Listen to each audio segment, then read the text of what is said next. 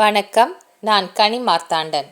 இன்றைய ஜோதிட வகுப்பில் சூரியன் செவ்வாய் சேர்க்கை இருந்தால் திருமண பொருத்தத்தில் ஒரு ஆபத்தான ஒரு இணைவாக ஏன் எடுக்கிறாங்க, ஜாதகத்தில் எப்படி இந்த இணைவிற்கு பொருத்தம் பார்க்கணும், திருமண வாழ்க்கையை பலத்த பிரச்சனைகளை தரக்கூடிய இணைவாக சூரியன் செவ்வாய் யாருக்கு செயல்படும், அதை பற்றி தான் இன்னைக்கு ஜோதிட வகுப்பில் நீங்கள் பார்த்து தெரிஞ்சுக்க போகிறீங்க. சூரியன் செவ்வாய் என்பது இரண்டுமே பாவ கிரகங்கள். அதுவும் உஷ்ணத்தை தரக்கூடிய கிரகங்களான இந்த சூரியனுடன் செவ்வாய் சேர்ந்து இருக்கின்ற பொழுது இதற்கு பெயர் அக்னி தோஷம். எந்த கட்டத்தில் இருந்தாலும் இந்த இணைவு இருந்தால் அதற்கு பெயர் அக்னி தோஷம். அப்போ இந்த சூரியனுடன் செவ்வாய் சேர்ந்திருக்கக்கூடிய ஜாதகருக்கு திருமண பொருத்தத்தில் ஒரு பலத்த தடை என்பது ஜாதகப்படி உண்டு. அவ்வளவு சீக்கிரத்தில் திருமண பொருத்தம் என்பது அமையாது. ஏனென்றால் பார்த்த உடனே சூரியனுடன் செவ்வாய் சேர்ந்து ஒரே ராசி கட்டத்தில் இருக்குது அப்படின்னு சொல்லி நிராகரிக்கப்படுகின்ற ஜாதகங்கள் தான் பல இருக்குது. அது ஏன் என்பதை இந்த வகுப்பில் நீங்கள் தெரிஞ்சுக்க போகிறீங்க. சூரியன் செவ்வாய் சேர்க்கை இருந்தால் என்ன ஒரு ஜாதகத்தில் பலனாக இருக்கும் என்பதை ஜாதக அலங்கார நூலிலிருந்து ஒரு பாடல், அந்த பாடலின் வழியாக வரக்கூடிய செய்தியை கேட்ட பிறகு எல்லாருக்குமே இந்த சூரியன் செவ்வாய் சேர்ந்திருந்தால் அது களத்திர தோஷமாக, வீரியமான உயிர் கண்டத்தை தரக்கூடிய தோஷமாக செயல்படுகிறது அப்படின்னு ஜாதகம் பார்க்க தெரிஞ்சவங்களாக இருந்தாலும் சரி, இல்லை ஜாதகமே பார்க்க தெரியாதவர்களாக இருந்தாலும் உயிர் கண்டத்தை தரக்கூடிய இணைவு என்றால் சூரியனுடன் செவ்வாய் சேர்ந்திருக்கக்கூடிய இணைவு தான் அப்படின்னு சொல்கிறாங்க. சூரியன் செவ்வாய் இணைவிற்கு ஜாதக அலங்கார பாடலில் கூறப்பட்டிருக்கின்ற பாடல், இடு செவ்வாய் கதிர்கூடி எங்கே நின்றாலும் இவளும் வாலிபம் தன்னில் அமங்கலையாவாள் அப்படிங்கிற பாடல் தான் இருக்குது. இந்த 2 வரி பாடல் மட்டும்தான் சூரியன் செவ்வாய் இணைவிற்கான ஒரு பாடல். இடு செவ்வாய் கதிர், கதிர் என்பது சூரியனை குறிக்கக்கூடியது. அதனால செவ்வாயுடன் சூரியன் கூடி எங்கே நின்றாலும், இந்த ராசி கட்டத்தில் எந்த இடத்துல இருந்தாலும், பொதுவாக இந்த லக்கணம் இந்த ஸ்தானம் என்ற எந்த அடிப்படையும் இல்லாமல் ஒரு பெண்ணின் ஜாதகத்தில் இந்த 2 கிரகங்களும் சேர்ந்து எந்த ராசி கட்டத்தில் இருந்தாலும் அந்த பெண், அதுதான் இவளும் வாலிபம் தன்னில் அமங்கலி ஆவாள் அப்படின்னு சொல்லப்பட்டிருக்கிறது. அப்போ சீக்கிரமாகவே திருமண வாழ்க்கை என்பது அந்த பெண்ணிற்கு ஒரு தோஷமாக மாறி கணவரை இழக்கக்கூடிய ஒரு அபாயம் என்பது ஏற்படும் என்பதுதான் இந்த பாடலினுடைய பொருள். சூரியன் செவ்வாய் சேர்க்கை ஜாதகத்தில் இருக்கிறதா அப்படின்னு முதல்ல கணிப்பது எப்படின்றத பற்றி பார்க்கலாம். இந்த உதாரண ஜாதகத்தில் சூரியனும் செவ்வாயும் சேர்ந்து இருக்கக்கூடியது மேஷ ராசி கட்டத்தில் இருக்குது. இதை பார்க்கும்போது இந்த 2 கிரகங்களுமே சேர்ந்து இருக்கக்கூடிய நிலையாகத்தான் இருக்குது. ஆனால் இந்த சூரியனுடன் செவ்வாய் சேர்ந்திருக்கக்கூடிய பாகை, அதாவது டிகிரி என்ன என்பது பார்த்தால்தான் இது ரொம்ப நெருக்கமாக இணைந்திருக்கக்கூடிய ஒரு இணைவா, தோஷத்தை தரக்கூடிய அமைப்பில் இந்த 2 கிரகங்களும் இணைந்திருக்கிறதா அப்படிங்கிறத நம்ம பார்க்க முடியும். எடுத்த உடனே ஜாதக கட்டத்தில் 2 கிரகங்களும் சேர்ந்திருக்கு, தோஷத்தை தரக்கூடிய அமைப்பு தான் அப்படின்ற முடிவுக்கு வரக்கூடாது. சூரியனுடன் செவ்வாய் ஒரு 10 டிகிரி, இன்னும் துல்லியமாக சொல்லணும் அப்படின்னு சொன்னால் 8 டிகிரி பாகைக்குள் இந்த 2 கிரகங்களும் சேர்ந்து இருந்தால் அப்போதான் தோஷம் என்பது உறுதியாகப்படும். இல்லை 8 டிகிரிக்கு மேலே இருக்குது, ஒரு 15 டிகிரி இடைவெளி என்பது இந்த 2 கிரகங்களுக்குமே இருந்தால் அப்பொழுது இந்த சூரியன் செவ்வாய் சேர்க்கை என்பது இல்லை, அது கடுமையான தோஷத்தை தரக்கூடிய அளவில் இந்த சூரியன் செவ்வாய் சேர்க்கை என்பது இல்லைன்றதை நம்ம எடுத்துக்கலாம். இந்த மேஷ ராசி கட்டத்தில் இருக்கக்கூடிய இந்த 2 கிரகங்களுடைய டிகிரி, இப்போ சூரியனுடைய டிகிரி ஒரு 10 டிகிரியில் இருக்காருன்னு வச்சுக்கலாம். செவ்வாய் இருக்கக்கூடியது ஒரு 27 டிகிரியில் இருக்காரு அப்படின்னு சொன்னால் 2 கிரகங்களுக்கும் இருக்கக்கூடிய இடைவெளி என்பது ஒரு 17 டிகிரி அளவில் இடைவெளி என்பது இருக்குது. அப்போ இந்த சூரியனுடன் செவ்வாய் சேர்ந்திருக்கிற மாதிரி ஒரு தோற்றம் என்பது அந்த ராசி கட்டத்தில் இருந்தாலும் 2 கிரகங்களுமே இணைந்து தோஷத்தை தரக்கூடிய அளவில் வீரியமாக இல்லை. அப்போ சூரியன் செவ்வாய் சேர்க்கை ஒரு கட்டத்தில் இருந்தால் எடுத்த உடனே இது தோஷத்தை தரக்கூடிய அமைப்பு தான், பெண்ணிற்கு ஒரு பெரிய தோஷம் இருக்குது அப்படிங்கிற விவரத்தை நீங்கள் எடுத்துக்காதீங்க. இந்த ராசி கட்டத்தில் சூரியனுடன் செவ்வாய் சேர்ந்திருக்க ஒரு 8 டிகிரி பாகைக்குள் நெருக்கமாகவே இந்த சூரியனும் செவ்வாயும் சேர்ந்திருக்கு. அப்போ தோஷத்தை தரக்கூடிய அமைப்பு இருக்கா அப்படின்றத பற்றி பார்க்க போகிறோம். அப்போ சூரியன் 1 டிகிரியில் இருக்கார், செவ்வாய் 4 டிகிரியில் இருக்காருன்னு வச்சுக்கலாம்.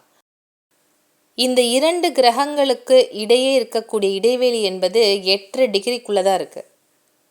ஏன்னா 4 டிகிரி என்பது தான் இடைவெளியாக இருக்குது. அப்போ 2 கிரகங்களும் சேர்ந்து தோஷத்தை தரக்கூடிய அமைப்பாக இருக்குது.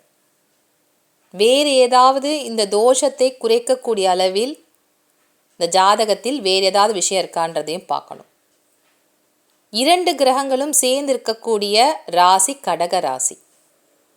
அப்போ சந்திரன் எந்த இடத்துல இருக்காருன்றதையும் பார்க்கணும். சந்திரன் இந்த ஜாதகத்தில் உங்களுக்கு குழப்பம் வரக்கூடாது அப்படிங்கிறதுனால தான் இந்த ராசி கட்டத்தில் வேறு கிரகங்களை நான் எழுதவே இல்லை. இந்த 2 கிரகங்களும் நிற்கக்கூடிய வீடு கடக வீடு. கடக வீட்டினுடைய அதிபதி சந்திரன் இருக்கக்கூடியது மேஷ ராசி கட்டத்தில் இருக்காரு, செவ்வாயோட வீட்டில் அமர்ந்திருக்காரு. அப்போ சந்திரனுக்கும் செவ்வாய்க்கும் இடையே பரிவர்த்தனை என்பது ஏற்படுகிறது. இந்த சூரியனுடன் செவ்வாய் சேர்ந்து தோஷத்தை தரக்கூடிய இணைவாக நெருக்கமான பாகையில் இருந்தாலும் அந்த இடத்துல ஒரு பரிவர்த்தனை யோகம் என்பது செயல்படுகிறது. அப்போ சூரியனுடன் சந்திரனும் சேருவார், செவ்வாய் தன்னுடைய வீடான மேஷத்திற்கு அவர் பரிவர்த்தனை ஆகக்கூடிய அமைப்பு என்பது இருக்கிறது. அப்போ இந்த ஜாதகருக்கு தோஷ நிவர்த்தி என்பது ஏற்பட்டு இந்த சூரியனுடன் செவ்வாய் சேர்ந்திருந்தாலும் அந்த தோஷம் வேலை செய்யாது. தோஷத்தை தரக்கூடிய இணைவாக ஒரு 8 டிகிரிக்குள்ள சூரியனுடன் செவ்வாயும் சேர்ந்திருக்கக்கூடிய ஒரு அமைப்பாக இருக்கு. ஆனால் இந்த 2 கிரகங்களுக்கு இடையே வேறு ஏதாவது கிரகங்களும் வருதான்றதை பார்க்கணும். சுப கிரகத்தினுடைய பார்வை இருக்கான்ற விஷயத்தை சேர்த்தே பார்க்கணும். அப்போ தான் இந்த தோஷம் வீரியமாக இருக்கா இல்லை இது ஒரு இணைவு மட்டும்தானான்றதை பார்த்து நம்ம தெரிஞ்சு கொள்ள முடியும். இப்போ பார்த்தீங்கன்னா மேஷத்தில் சூரியன் 2 டிகிரியில் இருக்கார், செவ்வாய் 7 டிகிரி. அப்போ இந்த 2 கிரகங்களுக்கு இடையே இருக்கக்கூடிய இடைவெளி என்பது ஒரு 5 டிகிரியாகத்தான் இருக்குது. அப்போ 8 டிகிரி பாகைக்குள் இந்த 2 கிரகங்களுமே சேர்ந்து தோஷமாக ஜாதகத்தில் இணைந்து இருக்கிறது. இப்போ அதுக்கு அடுத்தபடியாக வேறு என்ன கிரக சேர்க்கை இந்த இணைவுக்கு இடையே வரும் அப்படின்றத பற்றி பார்க்கணும். இதற்கு பிருகுநந்தி நாடி முறையில் கிரகங்களை வரிசைப்படுத்த நமக்கு தெரிய வேண்டும்.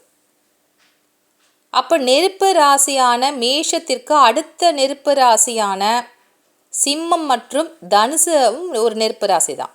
அப்போ இந்த 3 நெருப்பு ராசிகளிலும் இருக்கக்கூடிய கிரகங்களை நம்ம வரிசைப்படுத்தி பார்க்கணும்.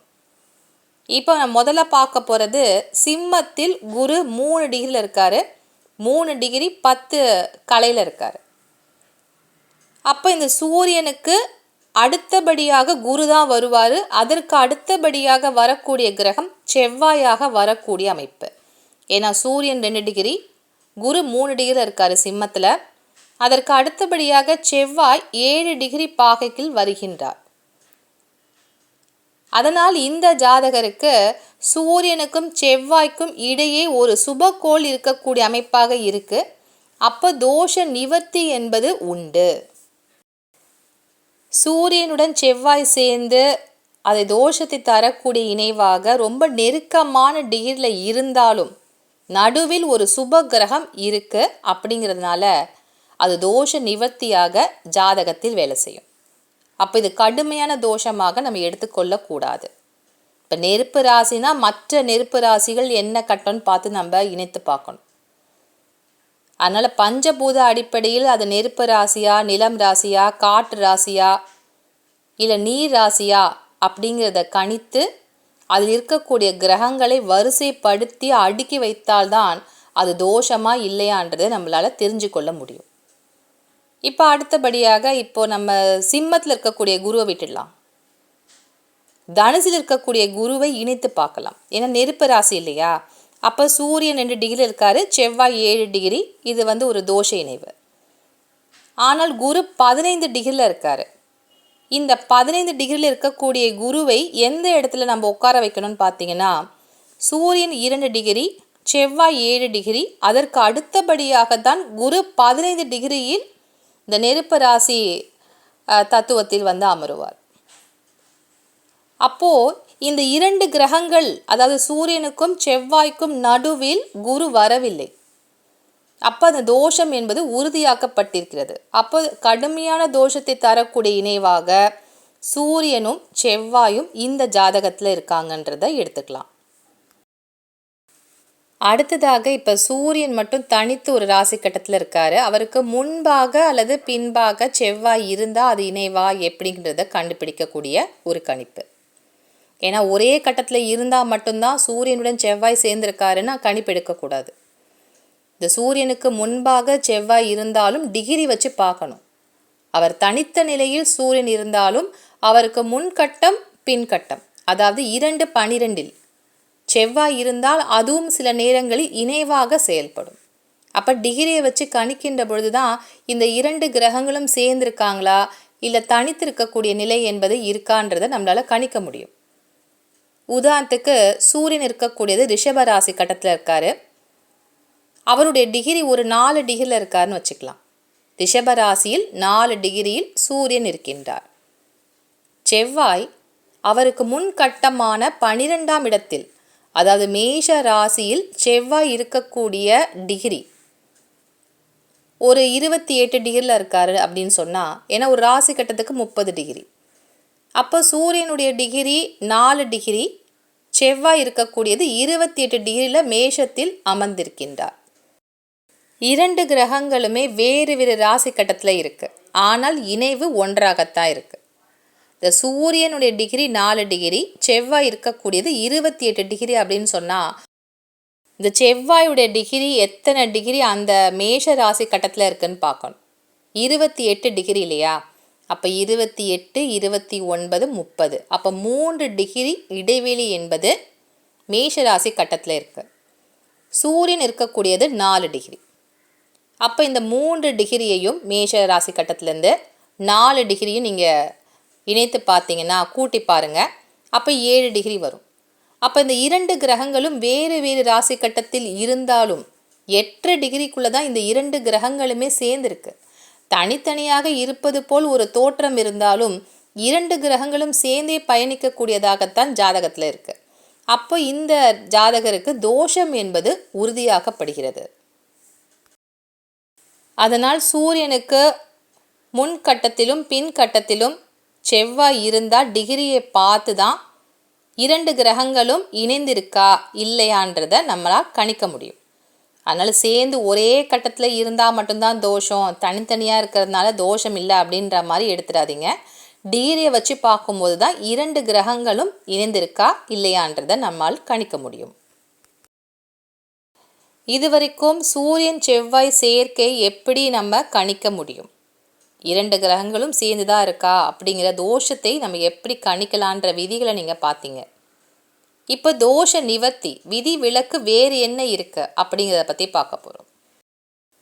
ஒரு ஜாதகருக்கு திருமண வாழ்க்கை என்பது அமையுமா அப்படின்னு கணிப்பதற்கு 4 கட்டங்களை எல்லா ஜோதிடர்களுமே பார்ப்பாங்க. 2, 7, 8, 12. 2 என்பது குடும்பஸ்தானம், 7 என்பது திருமணஸ்தானம், 8 என்பது பெண்களுக்கு மாங்கல்யஸ்தானம், ஆண்களுக்கு ஆயுள் ஸ்தானம், 12 என்பது பஞ்சனி சுகத்தை காட்டக்கூடிய ஸ்தானம். அப்போ 2, 7, 8, 12 இந்த 4 ஸ்தானங்கள் தான் குடும்ப வாழ்க்கையை கணிக்கக்கூடிய ஸ்தானங்கள். திருமணம் அமையுமா அமையாதான்னு இந்த 4 கட்டத்தை பார்த்தாலே தெரிஞ்சுக்க முடியும். இந்த 4 ஸ்தானங்களில் இந்த சூரியனுடன் செவ்வாய் சேர்ந்து நெருக்கமான டிகிரியில் இருந்தால் அப்போ இந்த குடும்ப உறவில் திருமண வாழ்க்கையில் பிரச்சனைகள் இருக்குது, தோஷம் கடுமையாகத்தான் இருக்குது அப்படின்னு நீங்கள் எடுத்துக்கணும். மற்ற ஸ்தானங்களில் இருந்தால் பாதிப்பு என்பது குறைவு. அப்போ கடுமையான ஒரு தோஷம், களத்திர தோஷத்தை தரக்கூடிய இந்த 2 கிரகங்களுடைய இணைவு என்பது 2, 7, 8, 12 ஆகிய ஸ்தானங்களுக்கு பாதிப்பு அதிகம். விதிவிலக்குகளில் தனுசு லக்கணம் மற்றும் மீன லக்கணம், இந்த 2 லக்கணக்காரர்களுக்கும் இந்த சூரியனுடன் செவ்வாய் சேர்ந்து எந்த கட்டத்தில் இருந்தாலும் அது தோஷமே வேலை செய்யாது. அது என்ன, இந்த 2 லக்கணக்காரர்களுக்கு மட்டும் ஒரு விதிவிலக்கு அப்படின்னு பார்த்தீங்கன்னா, குருவினுடைய வீடு அப்படிங்கிறதுனால இந்த லக்கணக்காரர்களுக்கு இந்த விதிவிலக்கா என்றால் அப்படி இல்லை. தனுசு லக்கணத்தில் பிறந்தவர்களுக்கு சூரியன் பாக்கியாதிபதி, அதாவது 9ஆம் இடத்திற்கு அதிபதியானவர் சூரியன். இந்த பாக்கியாதிபதி ஒரு ஜாதகத்தில் குருவை போல வேலை செய்வார். இந்த குருவினுடைய பார்வை பட்டால் எப்படி தோஷ நிவர்த்தி அப்படின்னு சொல்கிறோமோ, லக்கணப்படி ஒரு ஜாதகருக்கு பாக்கியாதிபதியினுடைய பார்வை படக்கூடிய இடங்களும் பாக்கியாதிபதி பார்க்கக்கூடிய கிரகங்களுடைய தோஷமும் நிவர்த்தி ஆகும்.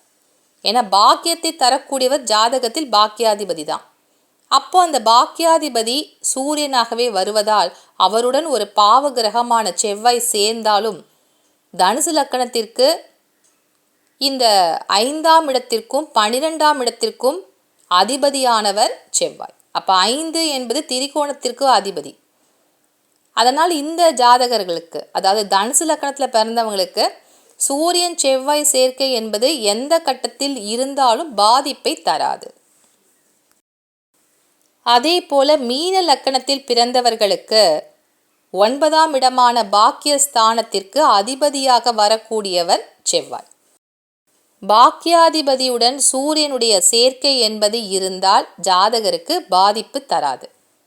அப்போ இந்த ஜாதகருக்கும், அதாவது மீன லக்கணத்தில் பிறந்தவங்களுக்கும் சூரியன் செவ்வாய் சேர்க்கை எந்த கட்டத்தில் இருந்தாலும் தோஷம் என்பது பாதிக்காது. மற்ற லக்கணக்காரர்களுக்கு 2, 7, 8, 12 ஆகிய ஸ்தானங்களில் சூரியன் செவ்வாய் சேர்க்கை இருந்து ஒரு 8 டிகிரிக்குள்ள பாகையில் 2 கிரகங்களும் இணைந்திருந்தால்தான் அதிகமான பாதிப்பு. அடுத்த விதிவிலக்கு என்னன்னு பார்த்தீங்கன்னா, இந்த சூரியனும் செவ்வாயும் நிற்கக்கூடிய நட்சத்திர சாரம் என்னன்னு ஜாதகத்தில் பாருங்கள். இந்த பாதச்சார அட்டவணையில் சூரியன் எந்த நட்சத்திர கால் வாங்கி இருக்கின்றார், செவ்வாய் எந்த நட்சத்திர கால் வாங்கி இருக்காருன்னு பாருங்க. லக்கணப்படி சுபராக வரக்கூடிய கிரகத்தினுடைய ஒரு நட்சத்திர சாரத்தை பெற்று சூரியனோ செவ்வாயோ ஜாதகத்தில் இருந்தால் இந்த தோஷம் என்பது அதிகமான பாதிப்பை தராது. மேஷ லக்கணத்தில் பிறந்த ஜாதகருக்கு சூரியனும் செவ்வாயும் எந்த நட்சத்திர சாரம் பெற்று இருக்காங்கன்னு பார்க்கணும். ரெண்டுமே ஒரே ராசி கட்டத்தில் இருக்குது, 8 டிகிரிக்குள்ளே சேர்ந்துருக்குன்னு வச்சுக்கலாம். இந்த மேஷ லக்கணத்தில் பிறந்தவர்களுக்கு சுபராக இருக்கக்கூடிய கிரகங்கள் 3: குரு, செவ்வாய், சந்திரன். அப்போ குருவினுடைய நட்சத்திரங்களான புனர்பூசம், விசாகம் மற்றும் பூரட்டாதி, இந்த நட்சத்திர கால் வாங்கி சூரியன் இருக்காரு அப்படின்னு சொன்னால் அந்த ஜாதகருக்கும் தோஷ நிவர்த்தியாக இந்த 2 கிரகங்களுடைய சேர்க்கை என்பது வேலை செய்யாது. ஒருவேளை உங்களுக்கு லக்கணத்திற்கு யார் சுபராக வேலை செய்வார், இல்லை யோகாதிபதி என்பது தெரியவில்லை என்றாலும் குறைந்தபட்சம் ஒரு லக்கணத்திற்கு கேந்திர ஸ்தானத்திற்கோ அல்லது திரிகோணத்திற்கோ அதிபதியாகக்கூடிய கிரகத்தினுடைய நட்சத்திர சாரம் பெற்று சூரியனோ செவ்வாயோ அமர்ந்து விட்டால் அந்த ஜாதகருக்கும் தோஷ நிவர்த்தி என்பது உண்டு. இது ரொம்ப எளிமையாக நீங்கள் கண்டுபிடிச்சிடலாம். லக்கணத்திற்கு 1, 5, 9 இந்த ஸ்தானங்களுக்குரிய அதிபதியின் சாரத்தில் இந்த சூரியனோ செவ்வாயோ ஜாதகத்தில் இருந்தால் தோஷ நிவர்த்தி அப்படிங்கிறது நீங்கள் எடுத்துக்கலாம். சூரியன் செவ்வாய் சேர்க்கை எப்படி கணித்து பார்க்கணும், என்ன விதிவிலக்கு இருக்குது அப்படிங்கிறது உங்களுக்கு புரிஞ்சிருக்கும். ஆனால் இந்த இணைவு இருக்கிறவங்களுக்கு எந்த மாதிரி ஒரு தோஷ அமைப்பு இருக்கிறவங்கள நம்ம திருமண வாழ்க்கையில் சேர்த்து வைக்கணும். சூரியன் செவ்வாய் சேர்க்கைக்கு அதே இணைவு இருக்கிறவங்களையும் சேர்த்து வைக்கலாம். ஆனால் அந்த டிகிரி எப்படி இருக்குன்றத பார்த்து தான், ஒருத்தருக்கு தோஷம் இருக்குது, ஒருத்தருக்கு தோஷம் இல்லை, ரொம்ப ஒரு டிகிரி அதிகமான இடைவெளி இருந்தால் அப்போ 2 பேருக்கும் அந்த தோஷம் என்பது யாருக்கு இருக்குது இல்லைன்றதா பார்த்து சேர்த்து வச்சிங்கன்னா நல்லாயிருக்கும். அதே போல் கடுமையான தோஷங்கள், இந்த சூரியன் செவ்வாய் சேர்க்கை எவ்வளவு கடுமையோ அதே போல் சில தோஷங்களும் இருக்குது. செவ்வாயுடன் சனி சேர்ந்திருக்கக்கூடிய கர்ம வினை தோஷம், அதே போல் புணர்ப்பு தோஷம், இந்த மாதிரி கடுமையான தோஷங்கள் ஒரு ஜாதகத்தில் இருந்தால் வரக்கூடிய வரனுக்கு இந்த சூரியன் செவ்வாய் சேர்க்கை இருக்குது, தோஷத்தை தரக்கூடிய அமைப்பில் இருந்தால் இருவரையும் திருமண வாழ்க்கையில் சேர்த்து வைக்கலாம். இப்படி ஒரு தோஷத்திற்கு தோஷமாக வரக்கூடிய வரனை நீங்கள் திருமணத்தில் பொருத்தலாம். அப்போ தோஷத்திற்கு தோஷமாக இருக்கக்கூடிய வரனை பொறுத்து வச்சிங்கன்னா திருமண வாழ்க்கையில் பாதிப்புகள் என்பது இருக்காது. அதனால் இது வரைக்கும் நீங்கள் பார்த்ததுலேருந்து உங்களுக்கு சூரியன் செவ்வாய் சேர்க்கை யாருக்கு கடுமையாக வேலை செய்யும், எடுத்த உடனே ஜாதக கட்டத்தை பார்த்த உடனே இந்த இணைவு இருந்தாலே தோஷமாக நீங்கள் எடுக்காதீங்க. இந்த இணைவை பார்க்கறதுக்கு கண்டிப்பாக டிகிரி வச்சு பார்க்கணும், சுப கிரகங்களுடைய பார்வை இருக்கான்னு பார்க்கணும், சேர்க்கை இருக்கா, எப்படி வரிசைப்படுத்தணும், இதுவும் உங்களுக்கு இன்றைக்கி ஜோதிட வகுப்பில் புரிஞ்சிருக்கும். மீண்டும் அடுத்த வகுப்பில் உங்களை சந்திக்கின்றேன். நன்றி, வணக்கம்.